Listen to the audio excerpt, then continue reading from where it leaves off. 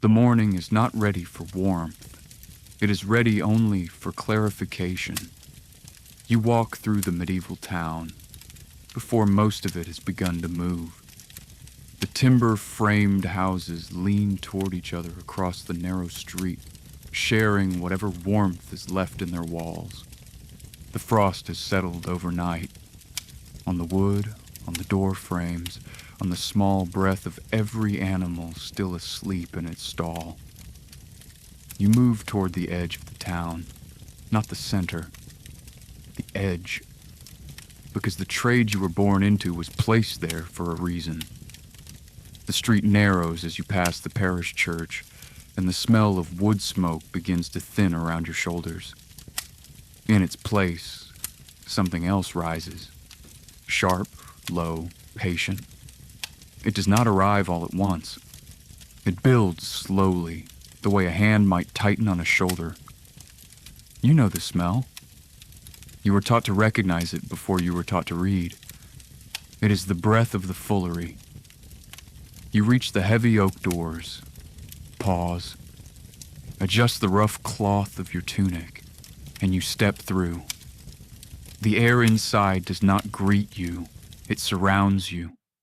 It is heavier than air should be, dense with moisture and the slow patience of stone walls that have absorbed the work of every generation that came before yours. The light here is pale and yellow, drifting down from small, unglazed windows set high in the masonry. It does not illuminate. It hesitates. Your bare feet meet the floor. The stone is cold, but it is not clean. There is a thin film coating the surface, a film made of water and something less polite. You feel it under your toes. You feel it shift slightly when you shift. You feel it remember your weight after you have moved on. The smell here is older than the one outside. It has had time to settle into the walls, into the mortar, into the dust suspended in the still air. It is sharp enough to catch the back of your throat, but not violent, just present. The men around you do not look up. They have been here longer. You move along the road to your stall.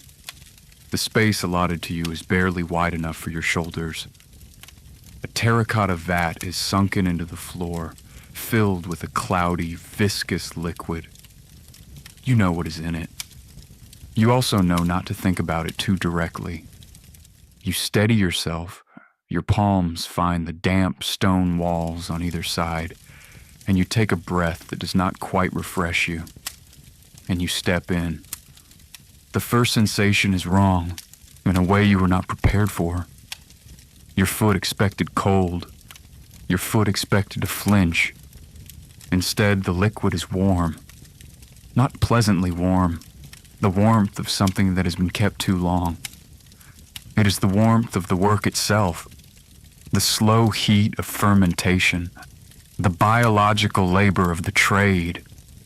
You almost lift your foot back out. You don't. The second foot follows. The wool beneath it is heavier than you expected, leathery, slippery, tangling between your toes with every small movement. You feel your weight begin to settle. You feel the liquid rise slowly against your shins. The smell is in your mouth now. It has stopped being a smell and become a flavor, a faint metallic edge, a dull, alkaline weight that settles at the back of the tongue. You swallow once, the flavor remains.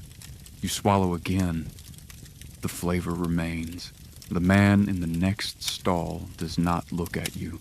His feet move in a rhythm that has no urgency in it. He has been doing this since he was younger than you. His shoulders are slightly rounded. His face holds no expression at all. You begin to move. The first lift of your foot pulls a thread of warmth up with it. The liquid clings briefly, then releases. The wool beneath shifts, the fibers bend, resist, settle again. You step and step and step, and the rhythm finds you before you find it. The walls of the niche are close, The ceiling is low, the air refuses to clear. But none of these things change, and eventually you stop waiting for them to. The light shifts a little as the morning continues somewhere beyond the heavy doors. The men in the row move in their own private rhythms, each of them inside their own narrow stall, each of them surrounded by the same shared atmosphere. There is no signal between them, no glance, only the wet, low sound of feet meeting wool. A small movement at the edge of your vat catches your eye. A single dark beetle, pulled in somewhere along the wool, suspended now in the oily film at the surface. It is not struggling. It has stopped struggling. You do not know how long it has been there. You return your attention to your feet. The work, you understand now, was never going to feel like work the way you imagined. It was going to feel like this, like becoming part of something that has been continuing for centuries, with or without you. The town outside refines itself through this room, refines its cloaks, refines its appearance, and someone, somewhere, has to stand in the warmth of decay so that the merchant's wife can wear her clean white veil to mass. It works for everyone at once. You take another breath. The air is the same air it was a moment ago, the same air it will be in an hour, the same air it has always been. The walls of the foolery are not decorative. They are not meant to be looked at. But you look at them anyway, because there is nowhere else for your eyes to rest. The masonry around your stall is salt-stained, pale and patient. Centuries of moisture have pulled minerals out of the mortar and left them on the surface in slow, dry patterns. Some look like maps. Some look like the inside of a shell. They have been here longer than anyone in this room. They will be here long after the next generation is gone. You take a quiet breath. The arches above are low, heavy, darkened by lamps that have burned in this hall every winter morning since the building was new. The light from the high windows arrives slowly. It does not enter the room. It softens the dark in places.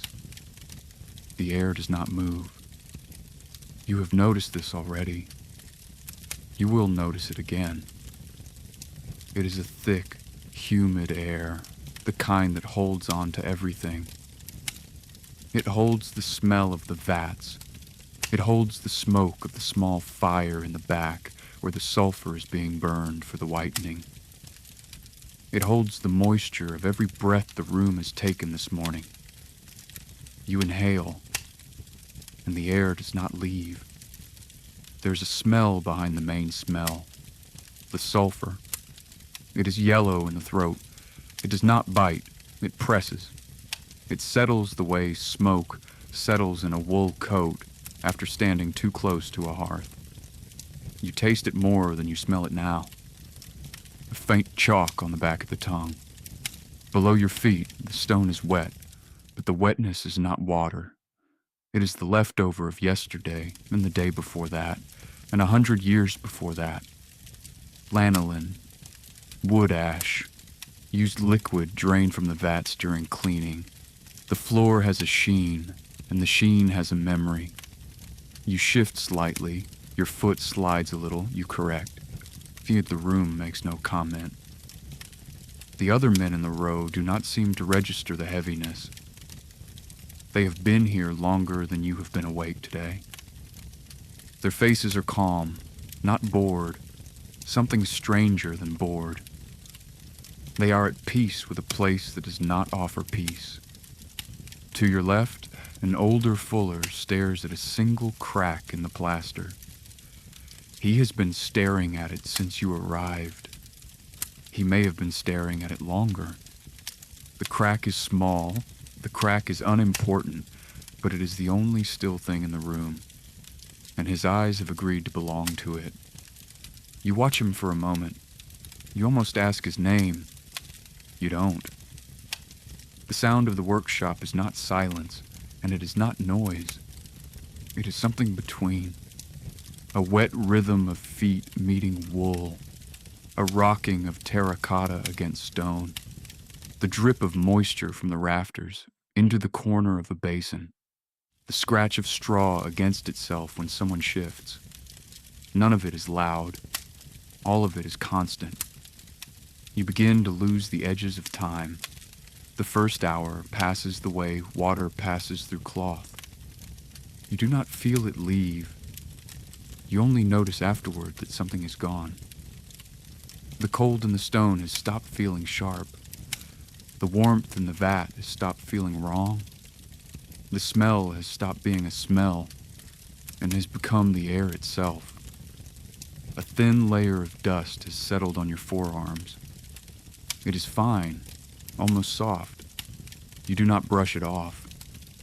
Far behind you, somewhere near the entrance, the master fuller walks the length of the row. His leather boots make a different sound from your bare feet. Heavier, drier, separate. He moves with a slight lift to his shoulders, the way a person moves when they're trying not to inhale too deeply. His nostrils tighten as he passes the warmest vats. He does not stop. He does not speak. He does not need to. He does not work the vats. He owns them. There is a difference. A small black insect is trapped in the surface film of your vat. It rests on the oily skin of the liquid, its legs still, its body unmoving. It is not drowning. It is not floating. It has simply become part of the surface tension. You watch it for a long moment. It does not change. The room continues. The men continue. The wool beneath your feet continues.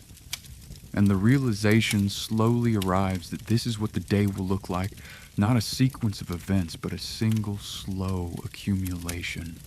The cooling of the vat, the thickening of the air, the dust on your skin, the position of the sun behind the high windows, moving without urgency.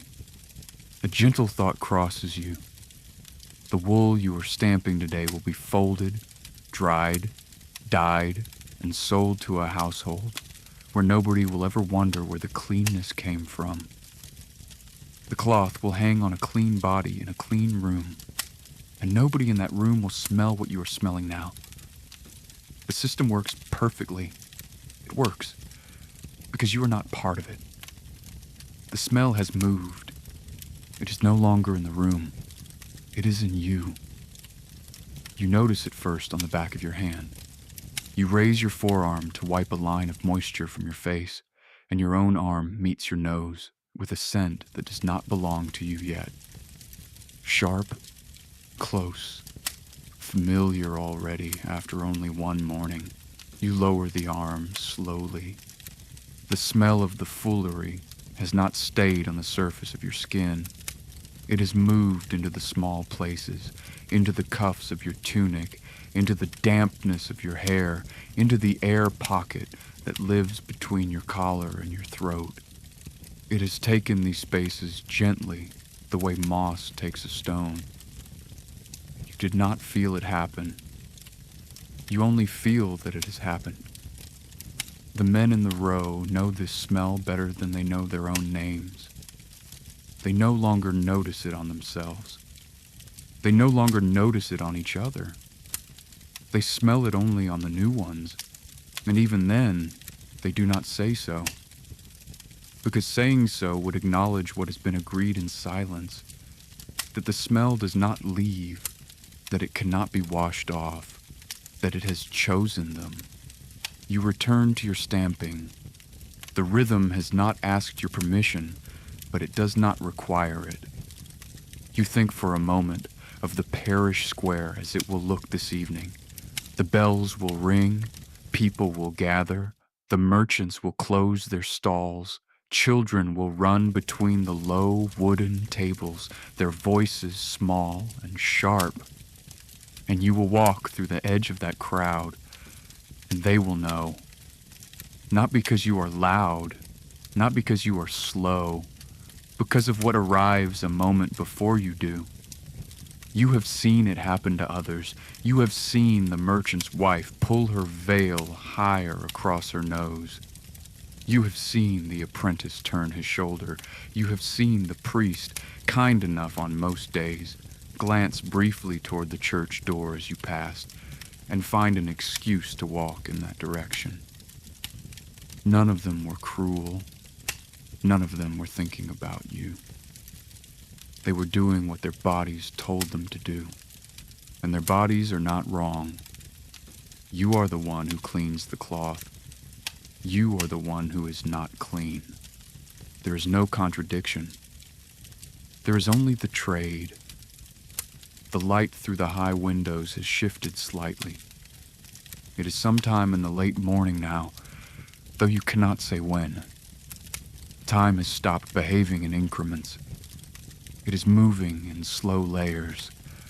The sound of the splashing, the cooling of the vat, the small ache that has begun to rise in the joints of your knees. The man to your right has not spoken to you, and he will not. The man to your left has not spoken to you, and he will not either. Not because there is hostility, because there is nothing to say. Speech is not part of this work. Speech happens elsewhere. Speech is for the men who walk through the parish square, with veils raised against their noses. You take another breath. You no longer try to find the cleaner air at the top of the breath. There is no cleaner air. A thought arrives slowly. The kind of thought that does not come all at once, but in pieces. You are not invisible to the town. You are essential to it. Every wool cloak in every market stall has passed through a room like this one, through hands like these, through feet like yours. The town's elegance depends on the existence of this room. The town's elegance also depends on never thinking about it. You almost laugh. You don't. The body of the fuller in the next stall shifts, just slightly, his feet finding a new angle in the wool. He glances at you, briefly, for the first time. His eyes are tired in a way that has nothing to do with sleep. He nods once, small, almost not a nod at all, and returns to his rhythm. You return the gesture. It is the only conversation you will have with him today. It is also the only conversation you need. The smell is on you now. It will be on you tomorrow. It will be on you next week. And somewhere out beyond the heavy doors, a clean white veil is being pinned to a clean, smooth hairline, and the woman wearing it is not thinking about you. Her not thinking about you is the entire reason this room exists. It works, quietly, for everyone. The change is small. You almost miss it. Your hand has reached down to the edge of the vat to steady yourself, and the moment your fingers meet the warm liquid, something quiet happens. Your body does not flinch.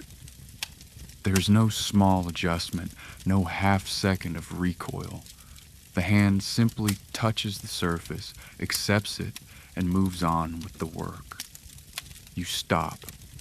You look at the hand. You wait for it to behave the way it would have behaved this morning. It does not. The water that felt strange an hour ago no longer feels strange. The wool that felt foreign an hour ago no longer feels foreign. Your skin has done something without asking you. It has stopped being separate from the work. It has begun to belong to it. You are not certain when this happened. You are only certain that it has. You raise your fingers slowly out of the liquid. The skin on the pads of your fingertips looks paler than you remember, slightly drawn. The lines on your palm are deeper now, as if the moisture has settled into them and refused to leave. You turn the hand. The back of it looks the same as it did this morning. The palm does not. There is a kind of softness there now, not weakness, a different kind of skin. You lower the hand back into the warmth. The warmth no longer registers. You lift it again. The cold of the room no longer registers either. Your nerves have agreed to a smaller range. The wide spectrum of feeling, sharp, mild, warm, cold, foreign, has narrowed into one steady note, the note of the work. You take a slow breath. The men around you have hands like this. You can see it now. You can see the slight pallor at the fingertips of the elder Fuller to your left.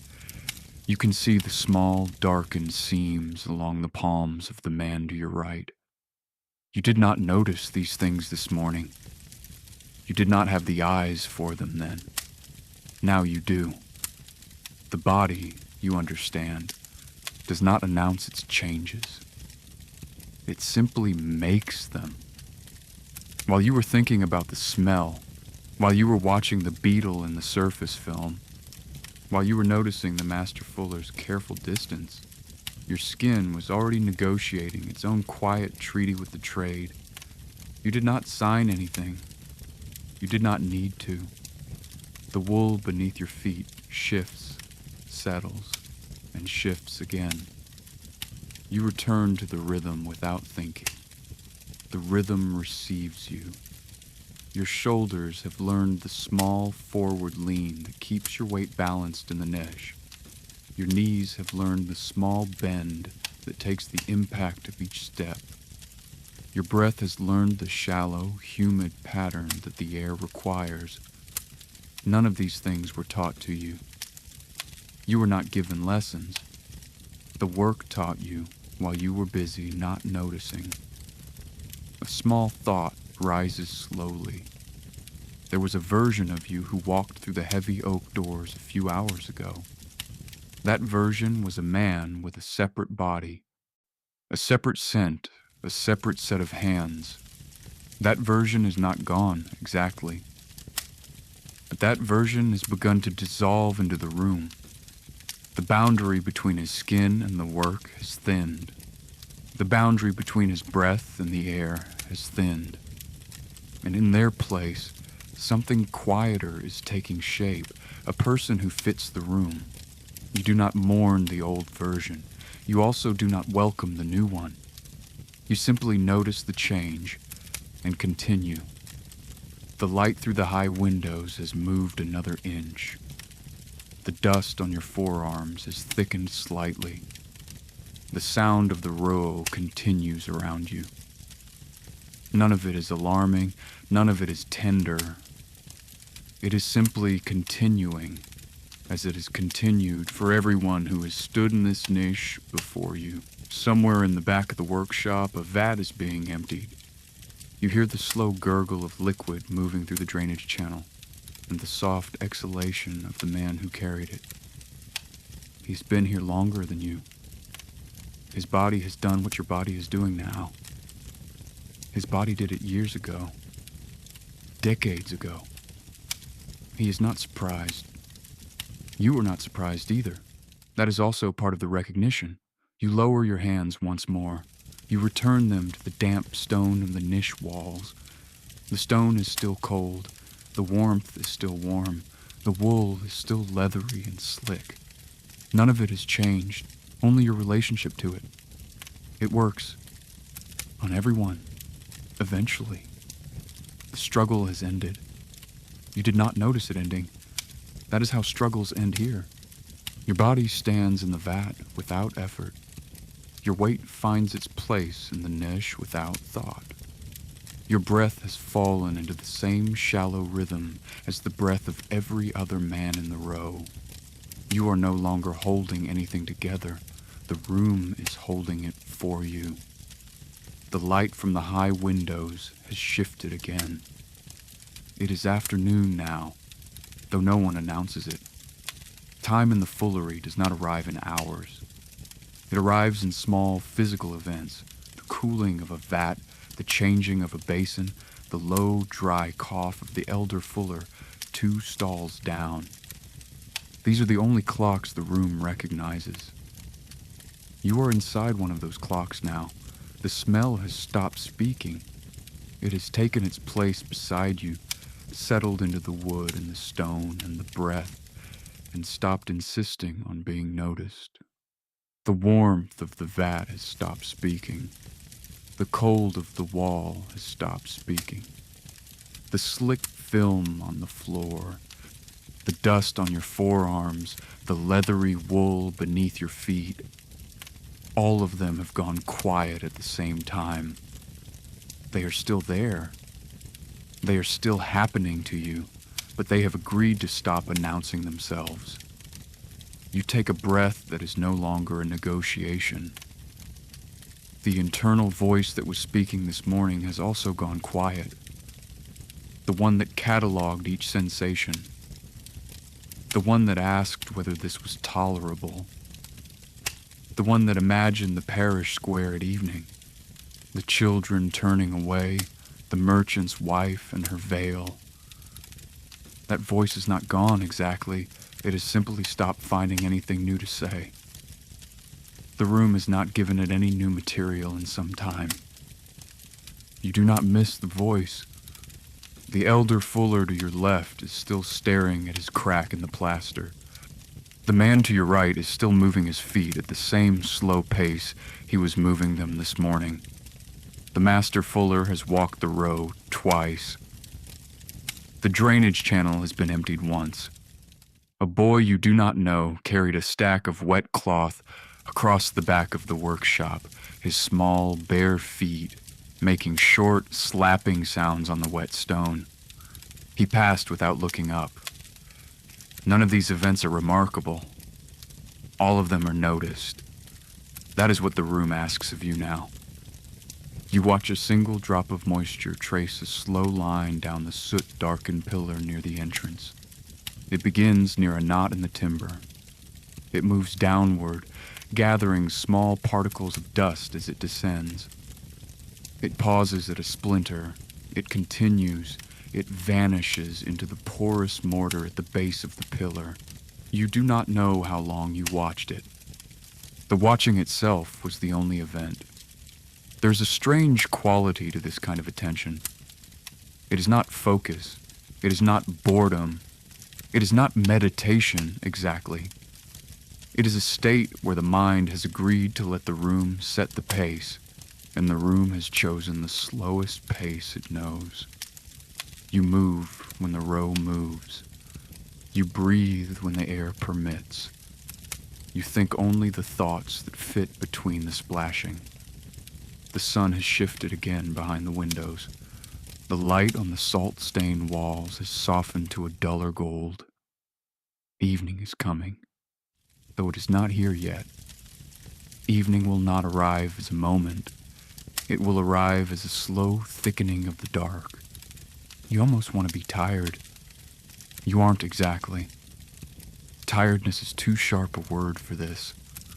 A boy carries a wooden bucket of fresh urine down the row. The smell sharpens briefly as he passes. Your nose registers it for a moment, and then releases it. A few hours ago, this would have been a small assault. Now it is simply weather. The boy continues to the far end of the workshop.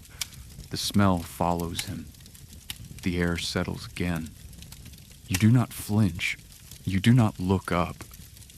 You did not even consider doing either. That, you realize without effort, is the change. It is not that the room has become tolerable. The room is the same room it was this morning. The change is in the body of the man standing in it. The body has agreed to stop resisting. The body has agreed to belong here for now in the way the room asks. It works because you have stopped working against it.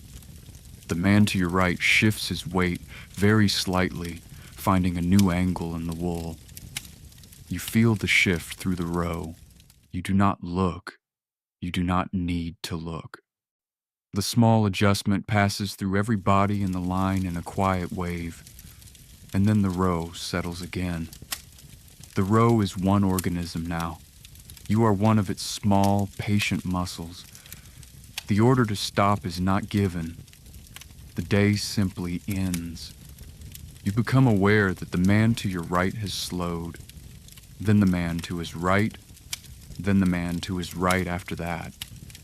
The wave of slowing moves down the row in a quiet sequence, and when it reaches you, your feet stop moving, almost on their own. The wool settles beneath your soles. The liquid in the vat continues to move for a few seconds after you do.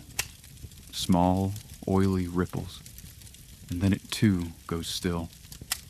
The first true silence of the day arrives. You stand inside it for a long moment. You step out of the vat.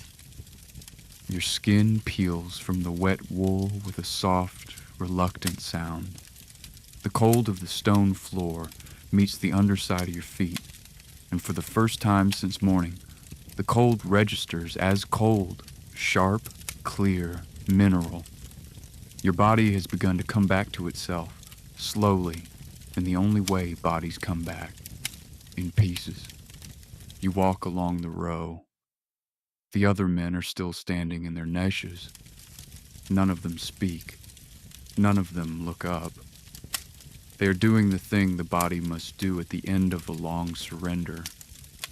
They are waiting for the room to release them in case the room is not finished. The room is finished. They will leave in a few minutes. They will leave separately. You reach the heavy oak doors. You pause. Not for any reason you can name. Then you push. The evening outside is colder than you remembered. The air arrives sharp and clean against your face. And for a moment, you flinch. Not from cold, from clarity. The air outside has not been used. It has not passed through anyone. It moves freely. Your body has forgotten what the feel's like.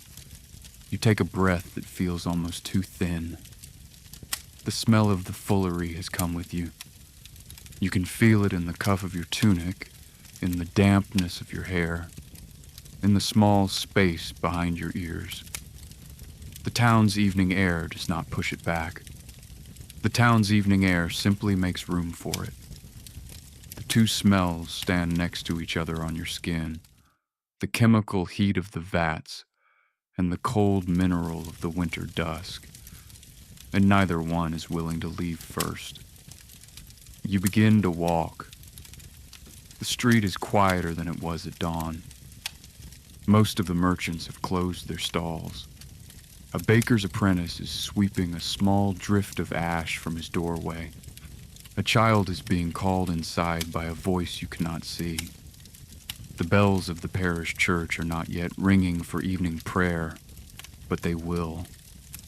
You can feel the silence that sits before the bells.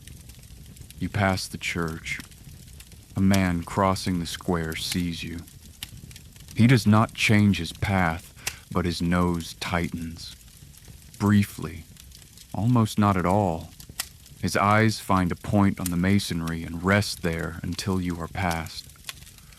You do not take it personally. You no longer have the energy for personal. You have already had this conversation in silence with everyone who will pass you tonight. The smell of wood smoke begins to rise from the rooftops. It is the cleanest smell of the evening. It mixes with the smell of horses, of stable straw, of cooled mud, of the river that runs along the western edge of the town. None of these smells are pleasant.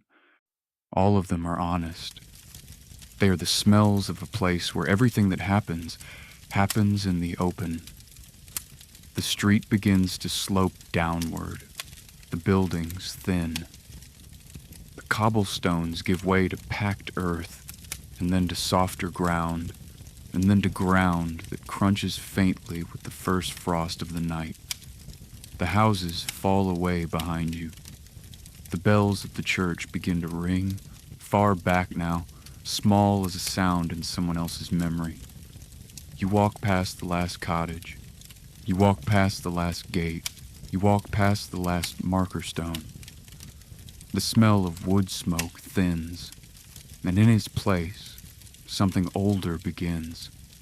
It rises slowly from the ground beneath your feet, the smell of damp earth, of frozen leaves, of bark that has spent the autumn rotting under its own weight.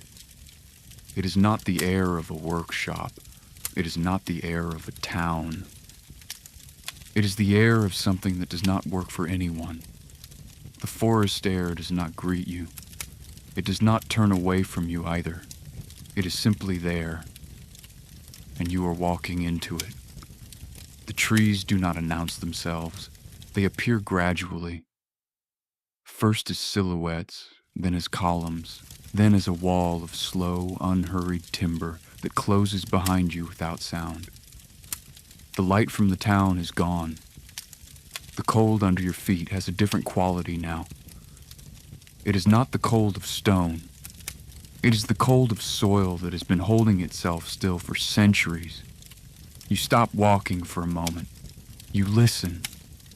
The forest does not speak. The forest does not need to. The forest does not greet you. It does not turn away from you either. It is simply there. Older than the road behind you. Older than the town. Older than the kingdom that claims it. Your feet have left the packed earth and met something that does not belong to any road. Frozen soil, threaded with the brittle remains of last autumn's leaves. The cold beneath your soles is different from the cold in the town. The town's cold sits on the surface. This cold rises from below. You take a step, then another. The trees do not part for you. They let you pass between them, the way a slow crowd lets a stranger through, without acknowledgement.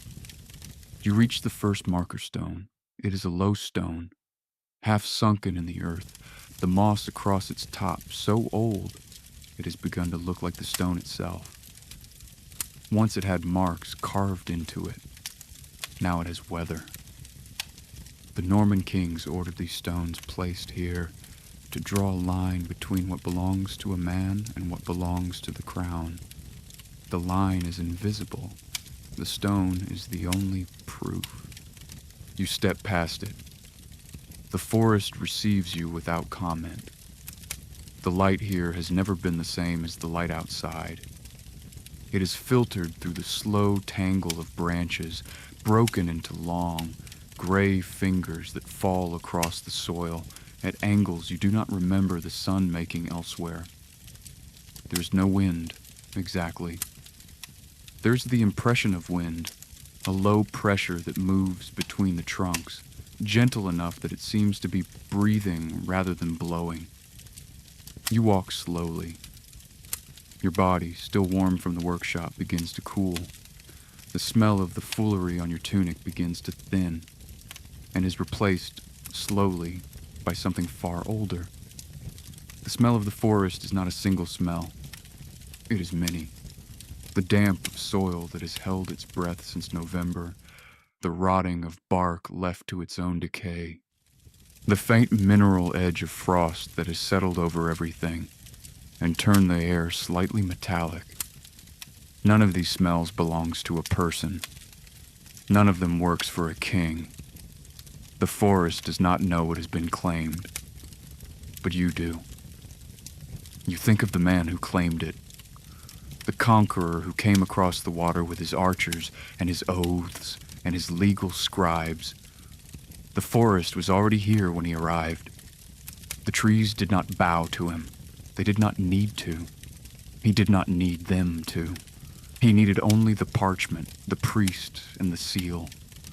The stone you stepped over is the proof of that seal. You move deeper. The path, if there is a path, is not a path. It is a memory of a path, pressed faintly into the leaf litter by deer, by foxes, by the occasional poacher who is no longer here to walk it.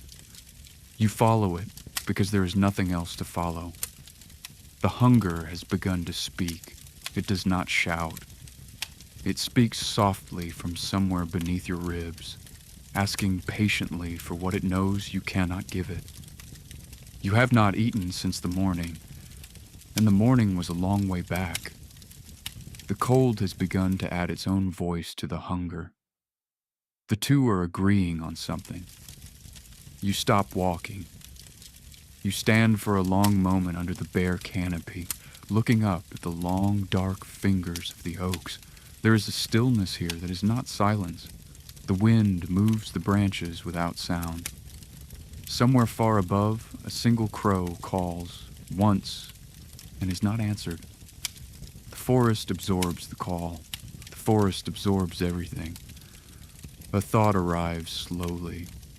A long time ago, before you were old enough to understand what the marker stones meant, a child could walk beneath these trees freely. A child could gather the dry wood for a winter's hearth.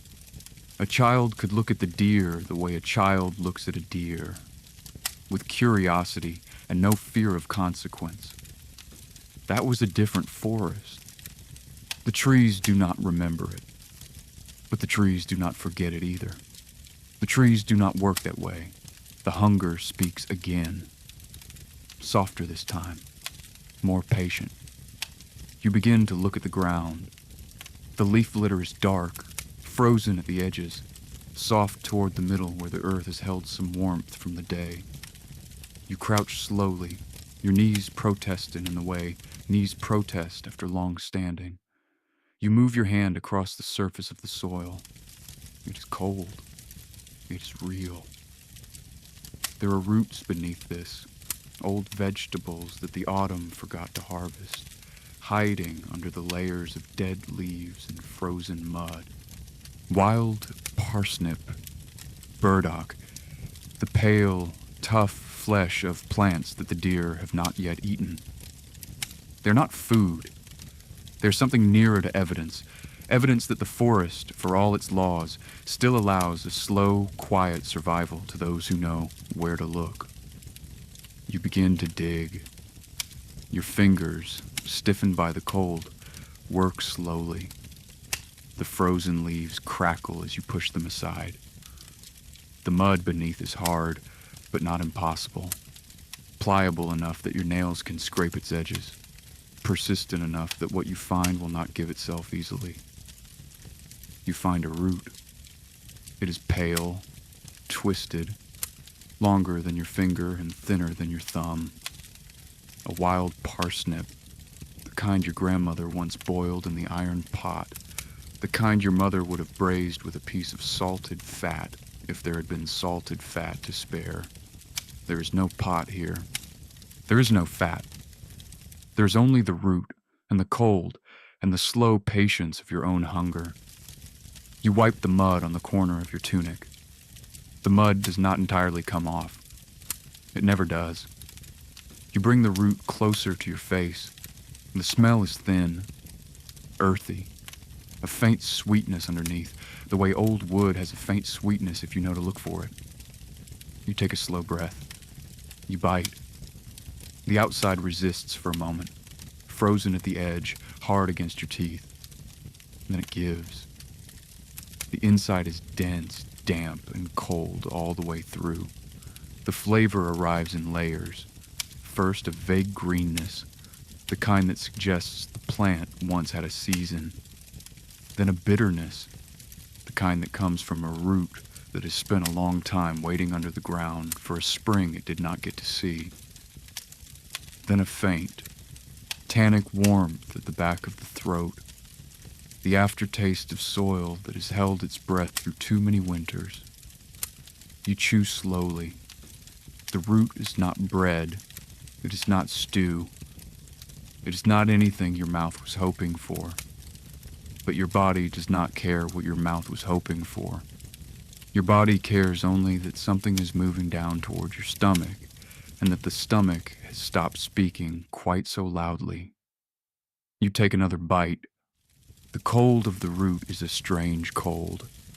It is not the cold of ice or stone. It is the cold of something that has been sleeping. The root yields more easily this time, your jaw having learned the angle. You feel the slow settling of the food into your throat, a small, dense weight that descends with reluctance.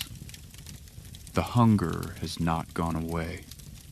The hunger has only changed its tone. You sit back against the trunk of a fallen elm, the bark rough at your spine, your knees drawn up against the cold. You hold the half-eaten root in your hand the way a child holds a toy he has been told to share but has not finished playing with. You bite again, smaller this time. The taste has stopped being a taste and become a texture, a slow, fibrous unwinding against the teeth, ungenerous but honest. You think for a moment of the bread of the merchants in the parish square, the dark crust, the faint warmth, the smell of yeast and burnt grain that fills the air before the bells ring. That bread is real. That bread exists somewhere only a few miles back. That bread is not for you tonight. You almost laugh at this. You don't. Laughter would take energy you do not have to spare. The root continues. Your jaw continues. The slow, quiet work of feeding yourself in a place that does not want you to be fed continues. There is a kind of dignity in it that is hard to name.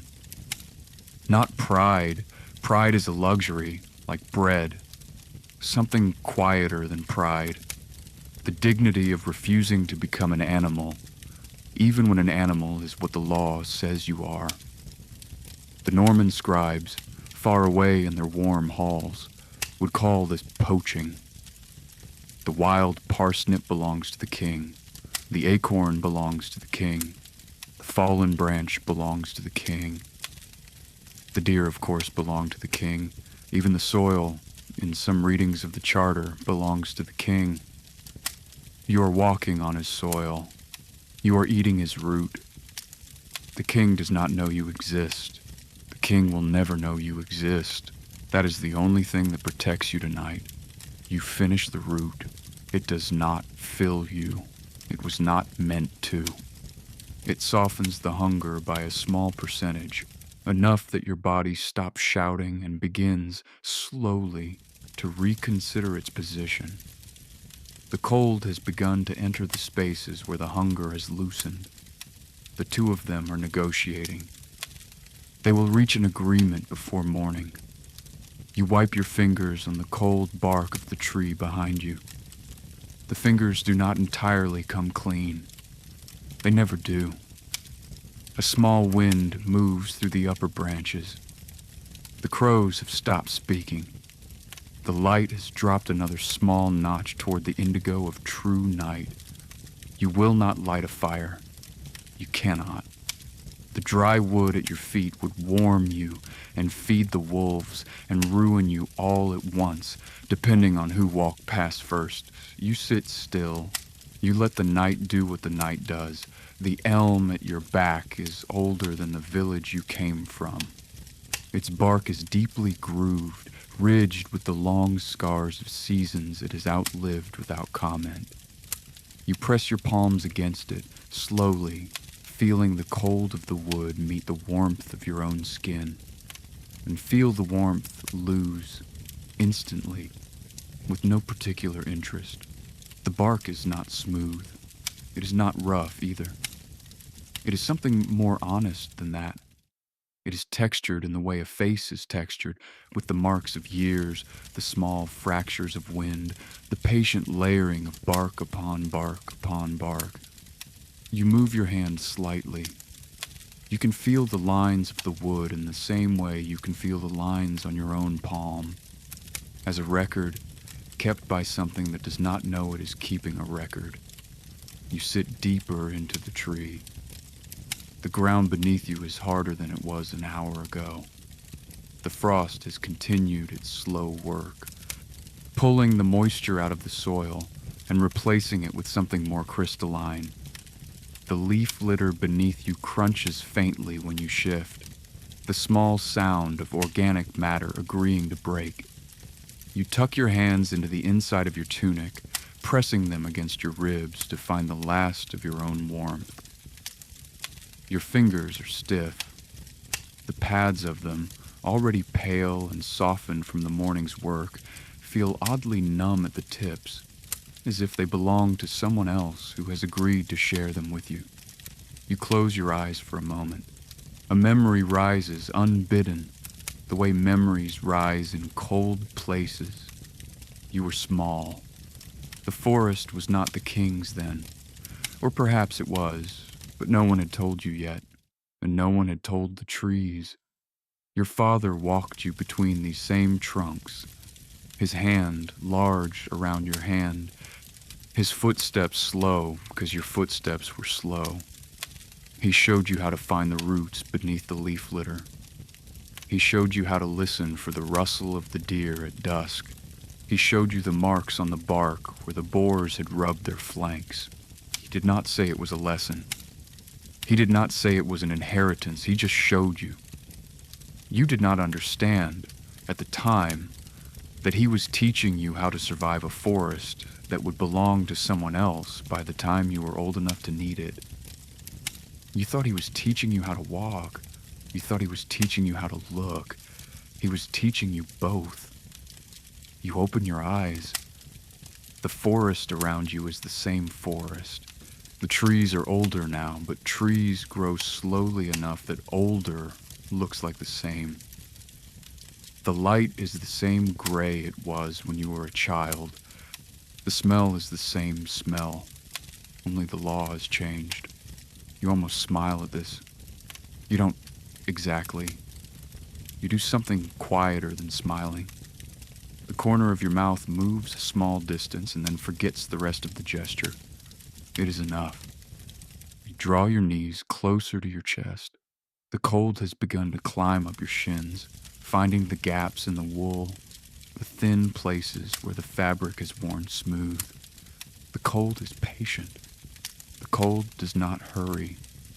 The cold has been here longer than the forest laws, longer than the kings, longer than the scribes who write down what the cold cannot read. The cold belongs to nothing, and nothing belongs to it. The cold simply continues. A small twig drops from somewhere above you. It lands a few inches to your right and breaks once against the frozen leaves with a thin, crystalline sound. You watch it for a moment. You do not pick it up. You could. It is small. It is dry. It would burn for perhaps 3 minutes in a hand that was warming itself. 3 minutes of warmth would be a great theft.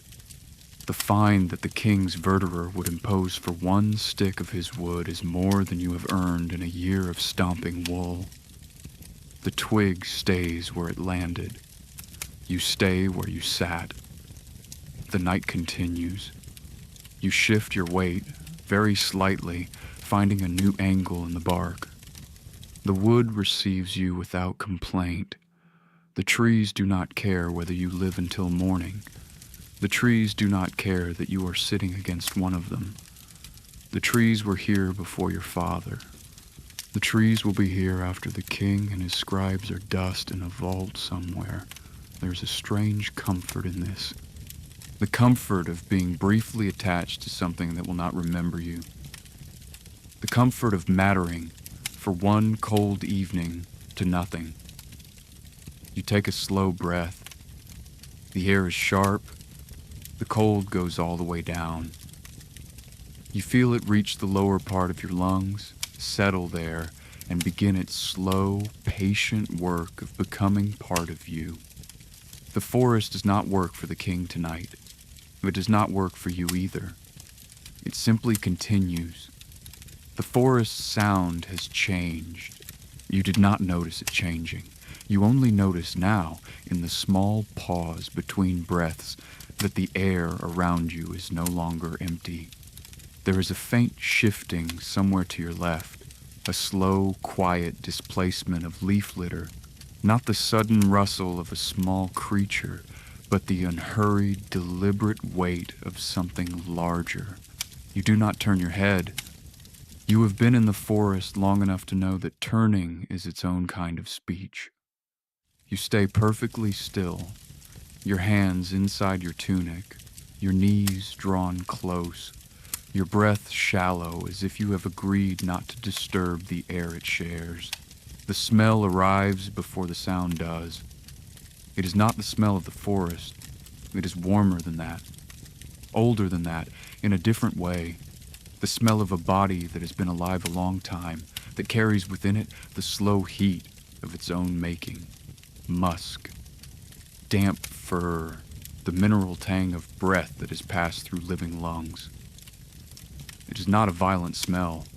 It is simply present, the way another person is present in a small room. You know what it is. The stag walks somewhere beyond your line of sight, behind the lattice of trunks and bare branches. You hear its footfall now, not the careless rustling of a fox, not the quick darting of a hare, but something measured. Each hoof finds the ground deliberately. Each step waits for the previous step to settle. The stag is not afraid. The stag has nothing to be afraid of. The stag belongs to the king. This is a strange phrase to think, with a living animal walking 30 paces from your shoulder. The stag does not know it belongs to anyone. The stag believes, in whatever way a stag believes, that the forest belongs to the stag. And in some ways, it does. The deer have been here longer than the law that named them. The Norman scribes wrote their charters 200 winters ago. The deer have been walking these routes since the trees were saplings. You keep still. You think for a moment of how a man could live simply for a long time on a single deer. Months of meat, a hide for the cold, sinew for thread, bone for tools. The whole inheritance of a creature given over to one family that needed it. Your grandfather's grandfather might have done this before the marker stones, before the scribes. But the marker stones came, the scribes came, the verderer came. You are not allowed to know what a stag feels like beneath your hands. The thought is not bitter. It is too cold tonight for bitter. The thought is simply true. And your body has learned, slowly, to accept things that are simply true. You will sit here. The stag will pass. You will not move. The cold will continue. The forest will continue. The morning will come, eventually, for both of you. You take a small breath. The stag has paused, somewhere in the dim corridor of trunks. You can feel the pause without seeing it, the way a room feels different when someone in it is listening. The stag is not listening for you. The stag is listening for the forest, in the way the forest listens for itself. You stay still. Your hands have gone past the point of cold. They feel almost warm now, in the way hands feel warm when they have stopped reporting. Your jaw is tight. Your shoulders are drawn close.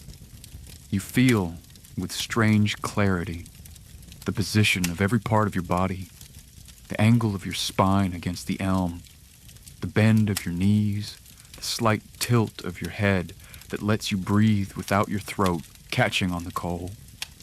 The stag begins to move again. The footfalls continue, slowly away from you. The smell thins. The shape, if you turned your head, would already be nearly invisible against the dark trunks. You do not turn your head. The stag does not know you were here. The stag does not know there is anyone in the forest tonight except the stag. You allow yourself a slow exhale. The forest receives the breath without comment. The cold receives it. The trees receive it. The deer continue to walk somewhere beyond the trees, going wherever deer go in the long winters of forests they believe they own. You have not committed a crime. You have not stopped a crime. You have done the only thing the cold permits you to do, which is to remain, while everything around you continues without permission. You unclench your hands, slowly, finger by finger. The night has dropped further into itself, The light is no longer gray, it is something nearer to black, broken only by the faint silver where frost has caught the slow moonlight. You are alone again. You were always alone. The stag was a brief visitor in the long, slow story of the cold. The taste of the root has not left. It has thinned in the way a flavor thins when the saliva has done its slow work, but it is not gone. It has settled into the roof of your mouth and the base of your throat, faintly bitter, faintly sweet, faintly mineral. The long, patient aftertaste of a thing that grew underground for several seasons and met the air for the first time only an hour ago. You roll your tongue slowly across your teeth. The aftertaste is in the small spaces, the grooves of the molars, the thin edge between gum and tooth. It is not unpleasant. It is not pleasant either.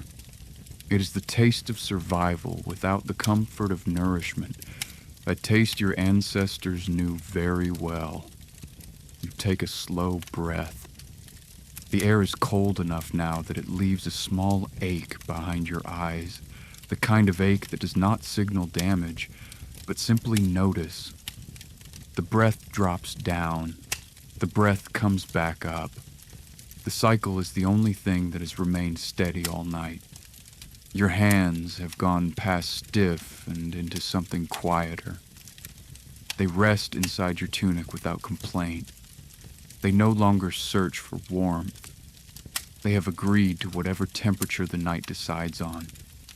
The cold has settled into the long bones of your forearms, into the joints of your fingers, into the slow architecture of your shoulders, and the cold has stopped feeling like an intruder. The cold has begun to feel like a tenant. You have rented the parts of yourself you cannot warm. The cold pays in stillness. The night around you has thickened. The trees, which earlier were silhouettes against a gray dusk, are now black against a black sky, distinguishable only by the absence of stars where their branches reach. Somewhere far above, a single star presses itself through a gap in the canopy. You watch it. It does not move. It does not flicker. It does what stars do, which is to wait patiently for the morning to make it disappear. A part of you wants to sleep. This is not the same as wanting rest. Rest is something you used to know in a small bed of straw, with a wool blanket, beside the slow heat of a banked hearth. There is no bed here. There is no blanket. There is the elm at your back, the frozen ground beneath you, and the small reservoir of warmth that your body still holds in the center of itself, deep behind the ribs, like a coal kept under ash. But sleep, the part of sleep that asks only that the eyes close, that part is rising, slowly. The cold has given the body permission to slow down. The hunger has stopped speaking. The light has gone. The forest has no further requests. You let your eyes close for a moment. You are not asleep. You are not awake either. You are in the long quiet between the two, the place that medieval bodies knew well, the half-state where the cold and the hunger and the dark are all asking the same thing, and the answer is to simply continue, without choosing which to attend to first. The aftertaste of the root rises again, earthy, patient, old. You think briefly of a cup of something warm, broth, ale, even water if it were not frozen. The thought is gentle, not desperate. The thought is the kind of thought your grandmother used to have on long evenings, when the firewood was thin and the stew was thinner. She used to say, "The poor man drinks his cold water and calls it warm, and that is how he survives the winter." You did not understand the saying when you were small. You understand it now. The night continues. Your breath continues, the cold continues. None of these things are remarkable. All of them are the night doing what nights do. Somewhere very far away, the bells of a parish church ring, faint enough that you are not certain you heard them. Compline, perhaps. The monks of some abbey, far across the fields, calling each other to prayer. The bells say nothing about you. The bells do not know you are sitting under these trees with the king's frost in your hair. But the bells continue, and the forest continues, and you continue. That, you understand without effort, is the only victory the cold permits, to continue. Not to triumph, not to escape, not to be warmer or fed or seen, only to remain, while everything around you also remains, until the morning decides whether to come. You let your eyes close all the way. The aftertaste of the root sits at the back of your throat, like a small, patient guest. The cold sits in your bones, like a polite stranger. The night sits over the forest, like a hand over a candle flame. You wait. The morning does not arrive. It is admitted. Slowly, reluctantly. The black above the canopy thins by a single shade, then another, until the trees become visible again. First as outlines, then as columns, then as the same forest you sat down inside of. Hours ago, when the night had not yet decided how long to be. You have not slept. Or you have slept in pieces, in the way bodies sleep when they have nowhere proper to do it. Your eyes have closed. Your eyes have opened. The difference between the two has begun to feel small. You move very slowly. Your knees protest. Your hands fumble against the bark of the elm. The cold has not gone. The cold has only stopped speaking. It sits in your bones still, but quietly now, like a guest who has stopped expecting to be entertained. You stand. The forest does not acknowledge your standing. It did not acknowledge your sitting either. The forest is consistent in this way. You begin to walk. Your feet remember the path before your eyes do. The soft places where the leaf litter is not yet frozen. The hard places where the frost has won. The path is the memory of a path, pressed faintly into the floor of the forest by deer and foxes and the occasional poacher who came this way before you. The smell of the forest stays in your tunic. It will stay for several days. Damp earth, rotting bark, the faint mineral edge of frost that has settled into the wool. Beneath that smell, the older smell of the foolery still lives. The two smells have learned to share the cloth. Neither of them is willing to leave first. You pass the marker stone again, going outward. You step over it the way you stepped over it last night. Without ceremony. The stone does not change. The line it draws does not change. Only your direction does. The Norman kings, who ordered the stone placed, are dust now in a vault somewhere with their names carved into colder stone. The stone they placed remains. That is how kings work. You understand without effort. The kings die. The stones do not. The trees thin. The light increases. The wind, which had no voice all night, begins to find one. A thin, gray voice moving across the open fields beyond the forest. The cold of the forest is a still cold. The cold of the open fields is a moving cold. They are not the same. You walk into the open. The sky above you is not blue. It is a pale, washed-out gray, the color of cloth that has been boiled too many times. Somewhere in the east, a thin band of lighter gray suggests that the sun has not given up entirely. The frost on the field crunches under your feet. The crunching is the loudest sound you have heard since the bells. You walk. The houses of a village appear in the distance, smoke rising in thin lines from a few of the chimneys. You will not enter the village.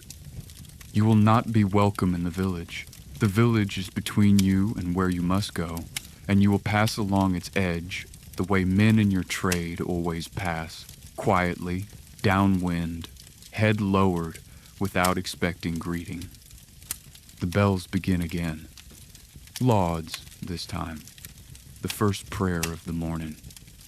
The bells are not meant for you. You walk anyway. Past the village, past the last hedgerow, past the small frozen stream where in summer the women of the parish wash their linens. The stream is silent now, locked under a thin sheet of ice, its voice put away until the spring.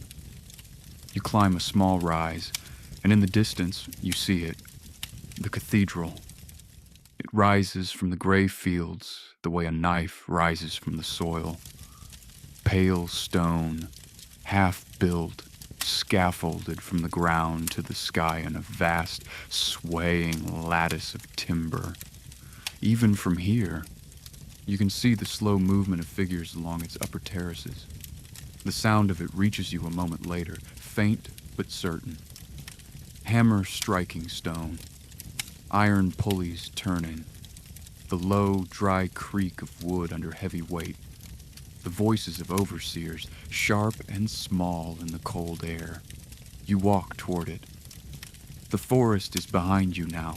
The forest has continued, as it continued before your father, as it will continue after the kings who claimed it have been replaced by other kings. The forest does not know it has been left. The forest does not know it had a visitor. The forest does what forests do. It remains. And you, small, cold, hungry, with the king's frost in your hair and the king's roots settling in your stomach, walk toward a different kind of stone where a different kind of work is waiting. The rhythm of it has already begun to reach you. The hammer, the pulley, the slow mechanical pulse of a building that will outlast you, the way the forest will outlast you, the way every patient thing outlasts the people who briefly stand inside it. The cathedral does not greet you. It does not turn away from you either. It is simply there, older than your father, older than the kingdom that builds it, waiting only for the next quiet body to lift the next quiet stone. The cathedral does not look like a building, not from this close. From this close, it looks like an idea, a slow, stubborn idea, pressed into stone, held up by a forest of timber scaffolding that climbs higher than any tree you have walked beneath. The cathedral has been here longer than you have, and it will be here longer still. You enter the construction yard the way you have entered every place since dawn, quietly, downwind, head lowered, expecting nothing. The men working the lower stones do not look up. They are placing rough blocks into a half-finished wall, a rhythm of grunt and stone and chisel that has been continuing since long before you arrived and will continue long after you leave. Their hands are pale with limestone dust. Their faces are the same color as the stone they work. You move past them. A foreman, half asleep in the cold, points wordlessly toward the upper terraces. You nod. There is no need for further conversation. The work knows what to do with you. You know what to do with the work. The arrangement was made before either of you was born. You begin to climb. The scaffolding is not built for ease. It is a rough lattice of rope-bound timber, thick where it bears weight, thin where it merely holds itself together. The rungs of the ladder are uneven, splintered, slick in places where the morning frost has not yet given up. You climb slowly. Your body remembers how to climb. Your body has done this before on other days, on other walls. The hands and feet do not need to be told. The cold finds you again as you rise. The wind, which had a small voice down in the yard, finds a louder one here. Not violent, but persistent. The kind of wind that has not asked permission and does not intend to. It moves under your tunic. It moves through your hair. It moves through the long, frost-stiffened fibers of your beard. You do not stop climbing. The first terrace is low, the level where the masons cut the rough blocks. The second is higher, the level where the smaller pieces are dressed and finished. The third is higher still, the level where the blocks begin their long ascent into the air. By the fourth terrace, the men of the lower yard have become small. By the fifth, they have become movement only. By the sixth, you stop seeing them entirely. You reach the platform you were told to reach. The wind here is not the wind of the yard. The wind here belongs to the cathedral.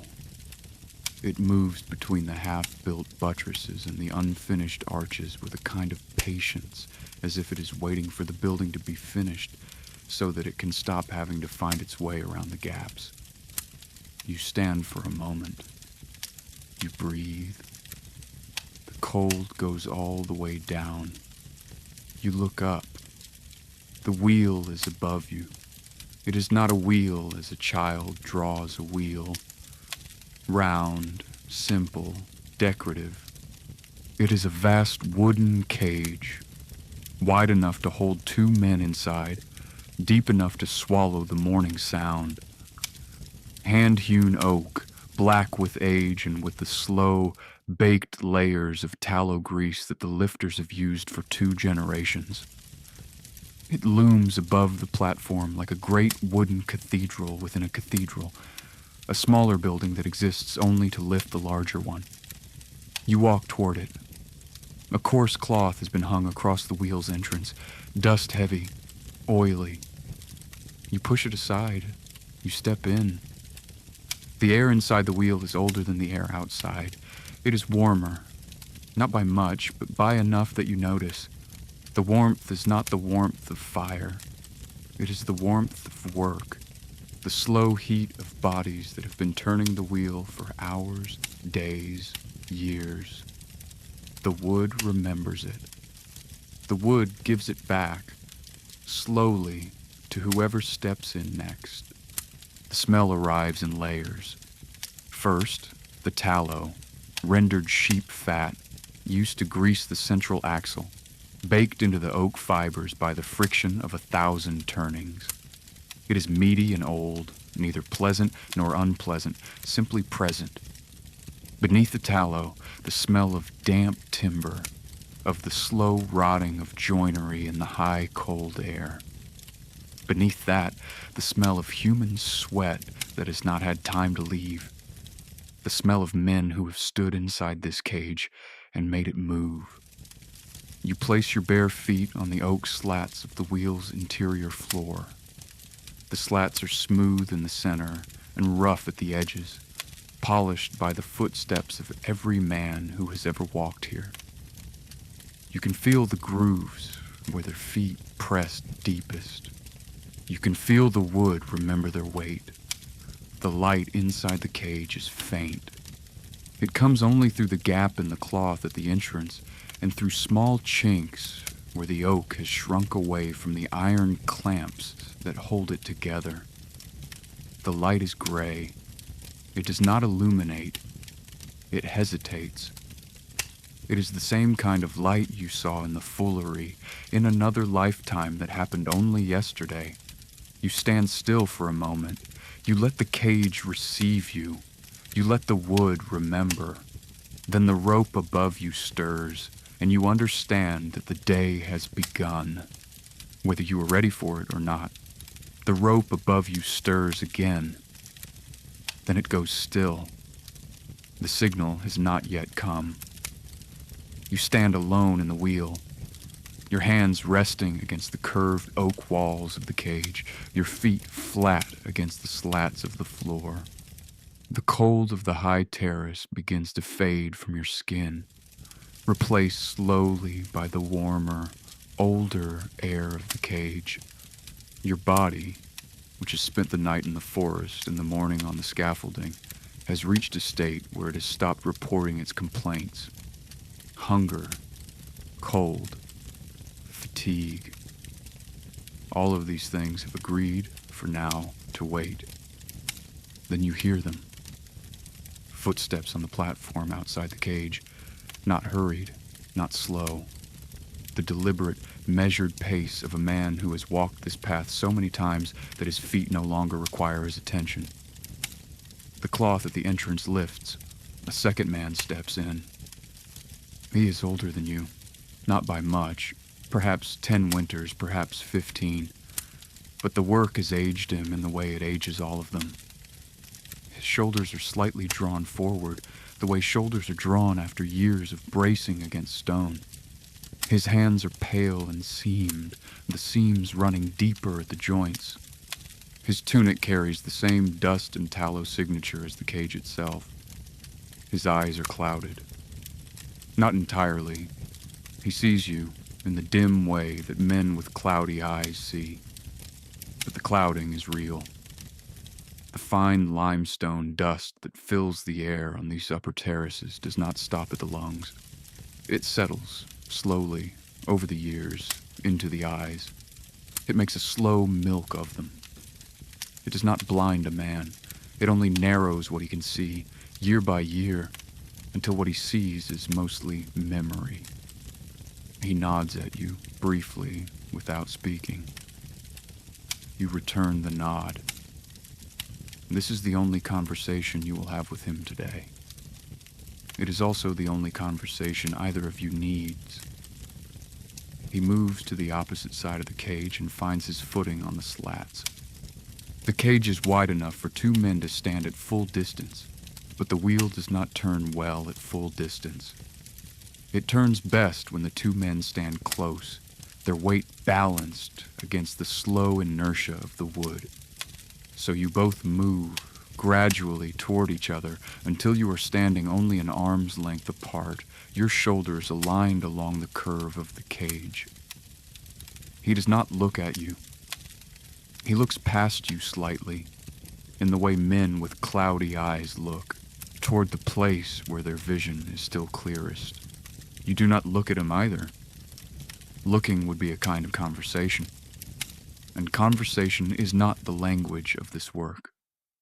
A bell rings faintly from somewhere below. The signal. You feel the rope above you tighten, a slow, deliberate tightening, as the masons on the terrace below attach the next limestone block to the lifting line. The wheel, which has been still all morning, begins to register the weight. A faint vibration moves through the oak frame. The slats beneath your feet tremble, almost imperceptibly. The wood is preparing. The man across from you lifts his foot slightly. You lift yours. He sets his down. You set yours down. He lifts again. You lift again. The rhythm is not taught. It is found. The wheel begins to turn, slowly, and less slowly. Then at the steady, patient pace that lifting work requires, not fast, not slow, but sustained, the way water turns a millstone that has been turning since the abbey was built. You walk in place, your feet meeting the oak in a rhythm that matches your partner's exactly, without either of you having agreed on the rhythm. The cage rotates beneath you. The block, somewhere far below you, rises. You feel the work in your calves first, then your thighs, then the small of your back. The body learns where it is going to hurt long before the hurt arrives. You do not slow. The man across from you does not slow. The wheel does not slow. You can hear his breath now. Slow, measured. A breath that has been inside this cage many times before yours. He is teaching you the pace without speaking. He is teaching you the same way your father once taught you the forest, by showing, not telling. By doing, not explaining, you match his breath without meaning to. The rhythm finds you both. The wheel turns. You walk. The rope above you continues its slow business of lifting things. You do not know which lifting this is. The third, the fifth, the ninth. Time inside the wheel is not measured in numbers. It is measured in the slow, gradual change of the air. The air of the cage has begun to thicken. It is not thicker because anything has been added to it. It is thicker because nothing has been allowed to leave. The wheel does not breathe outward. It only breathes in, taking the warmth of two bodies, the moisture of two breaths, the fine settled dust of the limestone yard below, and folding all of it into the fibers of the oak. The wood absorbs everything. The wood gives nothing back except slowly over hours, a faint return of the work that has soaked into it. The smell that has resulted is one you will not quite be able to describe later when you try to remember it. It is not bad. It is not good. It is honest. That strange honesty of a smell that has never had to compete with cleaner air. The tallow sits at the front of the smell. Behind the tallow, the old wood. Behind the wood, the dust, that fine, pale, ever-present dust of the limestone yard, which finds its way into every breath you take in this place. Behind the dust, the body of the man across from you, the long, settled scent of someone who has been doing this work for many years. And behind that, your own body, the smell of forest and of foolery and of the long road that has brought you here. All of these layers are present at the same time. None of them is louder than the others. You take a slow breath. The breath is shared. There is no air in this cage that has not passed through someone else's lungs in the last few minutes. The man across from you has breathed it. You have breathed it. He breathes it again. You breathe it again. The cycle is not pleasant. It is simply how the cage works. You walk. Your feet meet the slats. The slats meet the wood beneath. The wood meets the long iron axle that turns through the center of the wheel.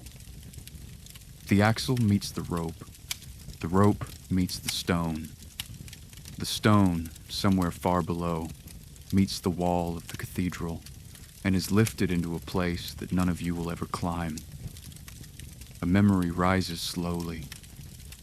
It is not the kind of memory you go looking for. It is the kind of memory that finds you when the body is busy and the mind has nowhere else to be. You were small. You stood in the field beyond the village, holding your mother's hand. The cathedral was not yet what it is now. It was perhaps half this height, perhaps less. The scaffolding was different, newer, paler, the oak still showing its yellow grain. Your mother lifted her free hand and pointed toward the spire that did not yet exist and said, "When you are grown, this will be finished." She did not say who would finish it. She did not need to. You were small. You did not know yet that the building of cathedrals takes longer than the lives of the people who build them. You did not know that the men on the scaffolding then were not the men on the scaffolding now. You did not know that you would one day be one of those men. You only knew that the building was tall and that your mother thought it was important. She's been dead a long time. The cathedral, somehow, is still not finished. You return your attention to your feet. The wheel continues. The man across from you continues. The rope above you tightens, releases, tightens again. Somewhere far below, another stone has reached the wall. Another stone has found its place. The cathedral is half a hand width taller than it was when you climbed the ladder this morning. No one will measure this. No one will notice. The cathedral itself does not notice. The smell of the cage has thickened further. It no longer has edges. It has become weather, in the way the smell of the foolery became weather, present without insisting. You have stopped flinching from it. You have stopped trying to identify its parts. It is simply the air that exists where you are. You walk. Your partner walks. The wheel turns. The stone rises. The first ache rises slowly. It is not a sharp ache. It is the kind of ache that builds the way frost builds, quietly, layer by layer, until the body notices not the cold, but the weight of the cold. You feel it first in your calves, then in your knees, then in the small of your back. The wheel does not stop. The work does not stop. Your partner does not stop. The aches arrive and arrange themselves into the rhythm, and the rhythm absorbs them. You think briefly of trying to shift your weight, to find a slightly new angle, a slightly different place to put your foot. Your body has done this many times today, in the wheel's slow forgetting of itself. It is not a large adjustment. A finger's width to the left, a finger's width forward, a small redistribution. You begin the shift. You feel the response immediately. The wheel does not refuse you exactly. It does not lock against you, does not fight back, does not punish. It simply informs you. The slats beneath your feet inform you that they have been turning at a particular rate, and that any change in your weight changes that rate, and that the rope above you and the stone below you and the partner across from you are all included in the equation that you have just attempted to alter. The man across from you adjusts in response before he has thought about adjusting. His foot finds a new angle. His shoulder leans slightly. The wheel returns to its rhythm. Your shift, which would have been your own private thing, has become his shift too, without either of you having spoken. You return to the original rhythm. He returns to his. The wheel continues. There is no anger in this. There is no refusal.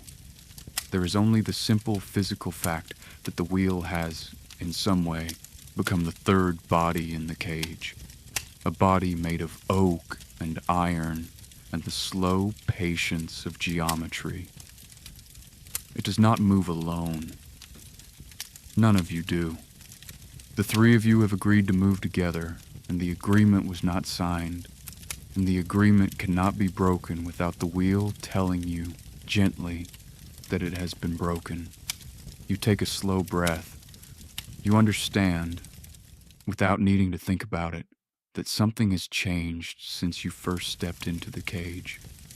You have become smaller. Not in body. Your body is the same body it was this morning, but in some other way.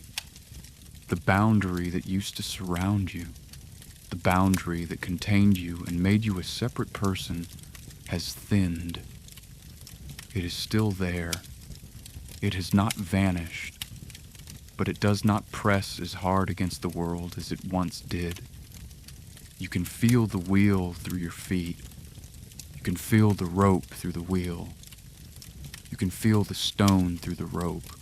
You can feel the wall through the stone. You can feel the cathedral through the wall. The cathedral is breathing. It does not breathe quickly.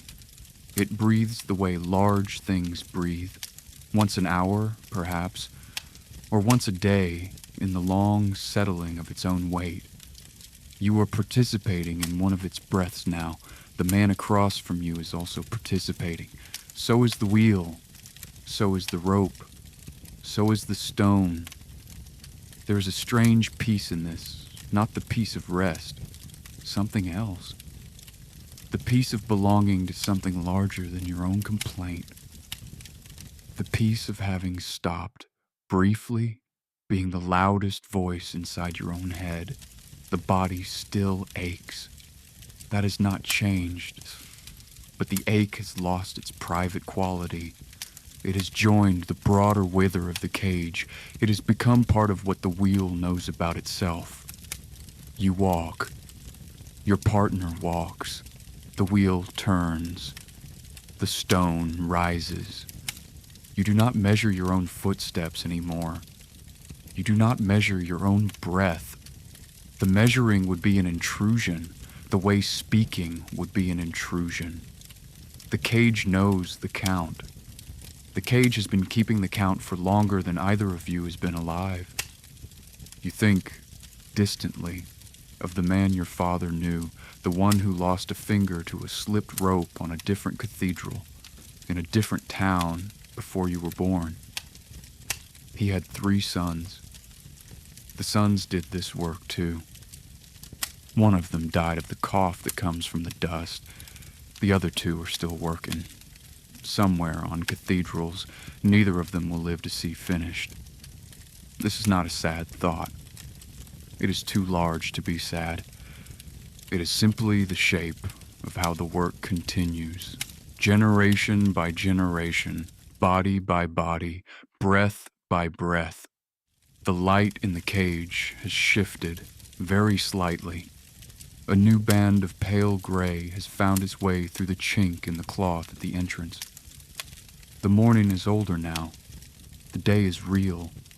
You walk. You do not want to stop. You also do not want to keep going. What you want has stopped being relevant. The shift ends the way the shift began, without ceremony. A bell rings somewhere below. The man across from you slows.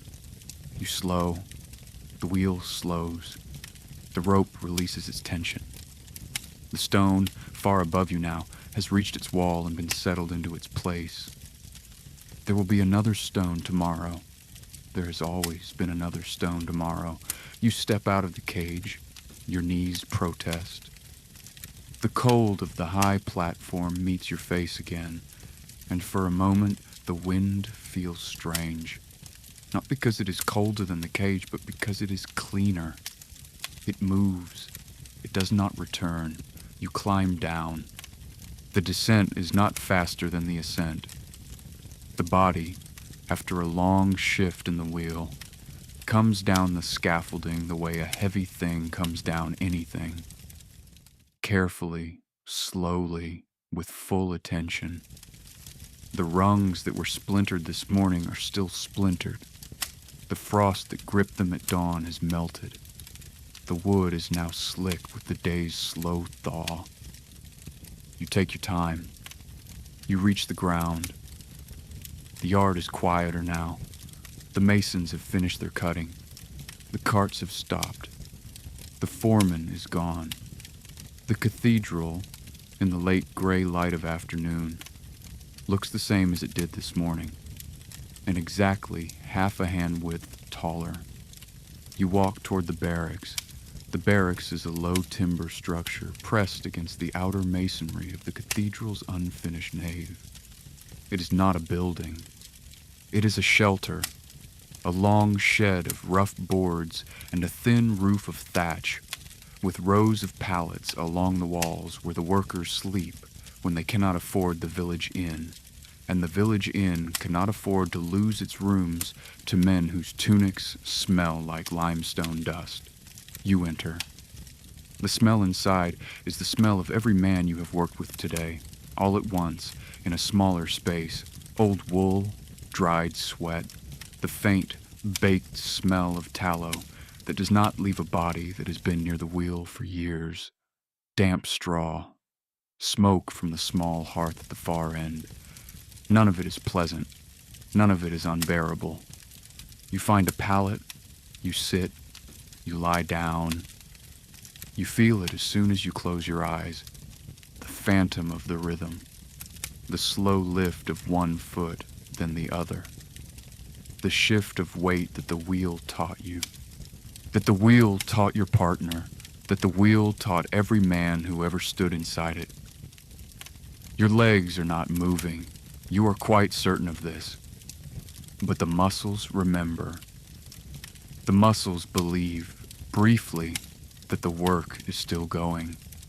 This is not a bad feeling. It is not a good feeling either. It is the feeling of a body that has been part of a machine for too long to remember being only itself. You let it happen. You do not try to stop it. Trying would be more work, and you have no work left in you tonight. The phantom rhythm continues faintly in the calves and the thighs. The breath continues in the slow pattern the wheel taught you. The eyes are closed. The body is on the pallet. The body is also somewhere, still walking. The barracks around you continues its own slow rhythm. Other workers come in. Pallets creak under their weight.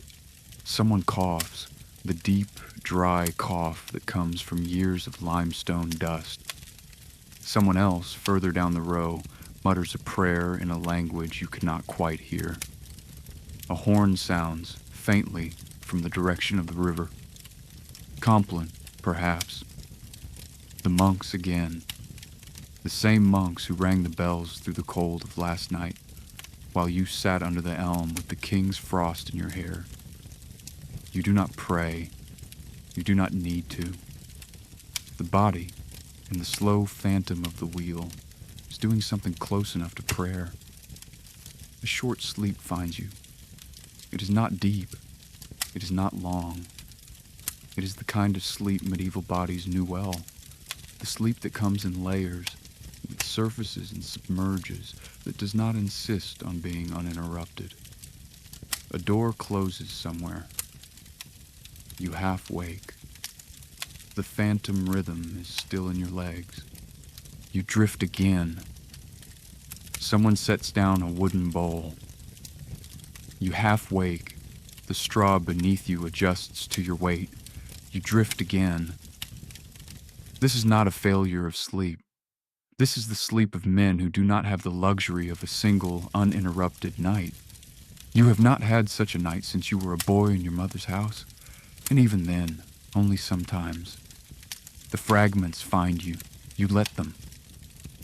The wheel turns somewhere in your calves. The forest holds its breath somewhere in your hands. The fullery's warm vat sits somewhere in your shoulders, and you lie on the straw pallet of the barracks with the day's full weight folded into you, and the body does what the body does on such nights. It rests in pieces, and the pieces are enough. The night has gone deep enough that the barracks has stopped speaking. The other men have settled. The coughing has stopped, mostly. The mutterings have stopped. The horn has stopped. The hearth at the far end has burned down to a low orange line of coals, and the line of coals does not crackle.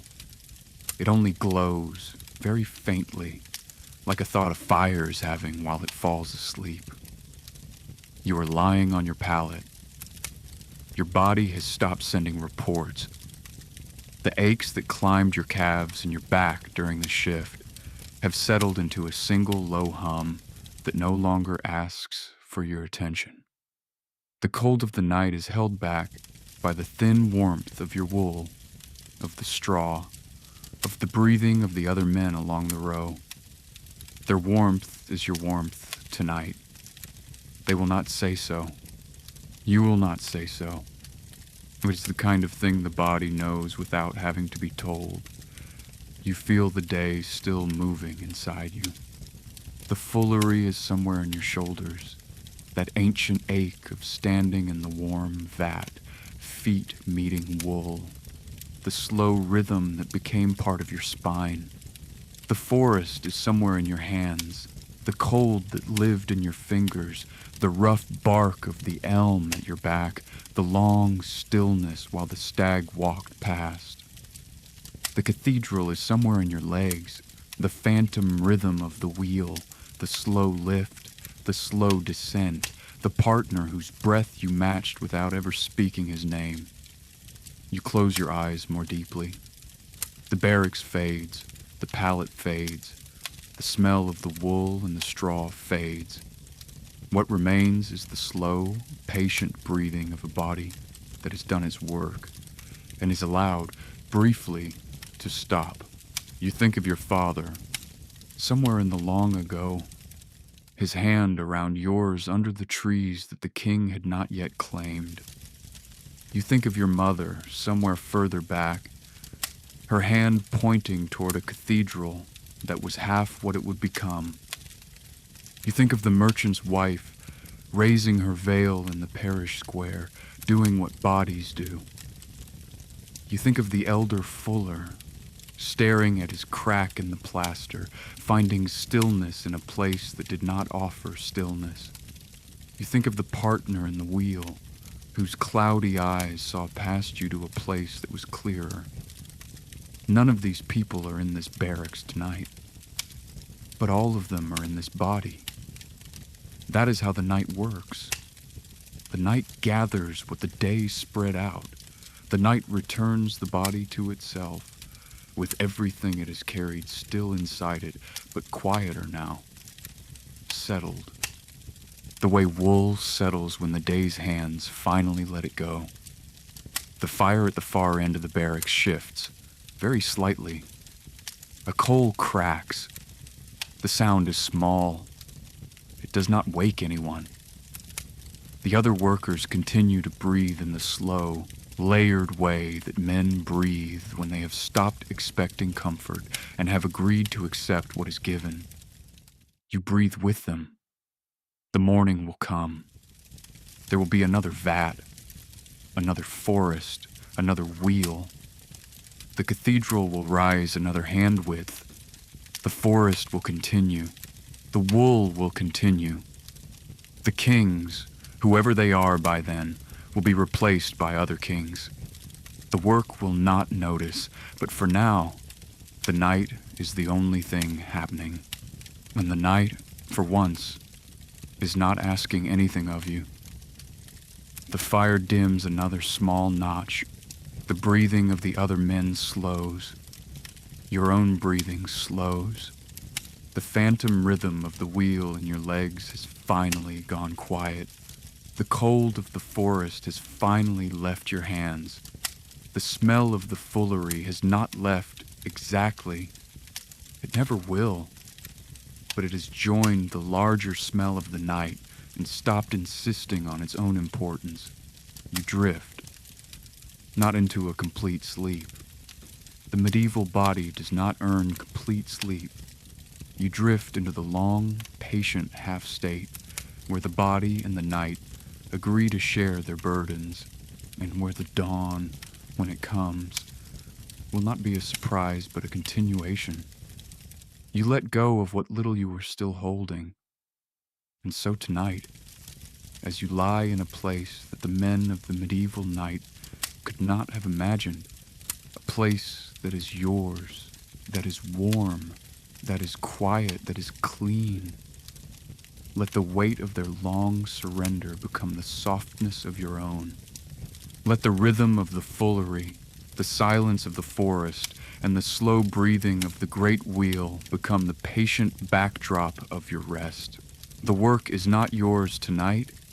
The cold is not yours tonight. The cathedral does not need lifting tonight. You are safe. You are still. You are no longer required to belong to anyone but yourself. The night is finally your own. Sleep well.